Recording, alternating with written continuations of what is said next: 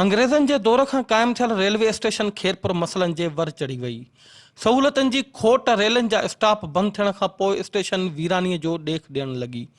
27 लखनि खां मथे आबादी रखंदड़ ज़िले जा माण्हू सफ़र जी सहूलियत खां महरूम रहिजी विया। रेलवे स्टेशन जो अमलो बि घरनि ताईं महदूद थी वियो। रेलवे स्टेशन अंदरि जानवरनि पंहिंजा डेरा जमाए छॾिया।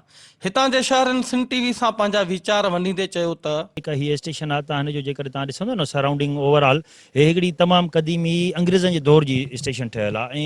ऐं स्टेट जेके मीर साहिबान आहिनि, जंहिं महिल खैरपुर जी रियासत हुई, उन दौर खां वठी हिन स्टेशन जी हिकिड़ी पंहिंजो हिकिड़ो आला मुक़ाम हूंदो हुयो सॼे पाकिस्तान में। सुठी ॻाल्हि आहे, रियासत जी असांजी माना खैरपुर रियासत हुई, तक़रीबन मुल्तान में हितां खैरपुर रियासत हुई।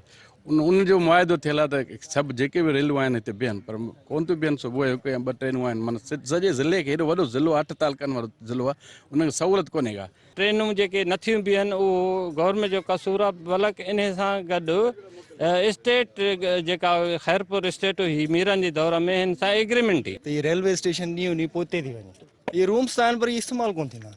लेडीज़ साॻियूं उते वेहनि थियूं, परदे जो को ख़ासि इंतज़ाम कोन्हे, वॉशरूम कोन्हे, पाणी जो मसइलो आहे। वेहण जे लाइ जेको मुसाफ़िर खानो आहे या उते माण्हुनि जे वेहण जे कारण जेको इंतज़ाम आहे उहो बि मुकमल न आहे। कैमरामैन वहीद अली शर सां गॾु शबीर फलियो, सिंध टीवी न्यूज़।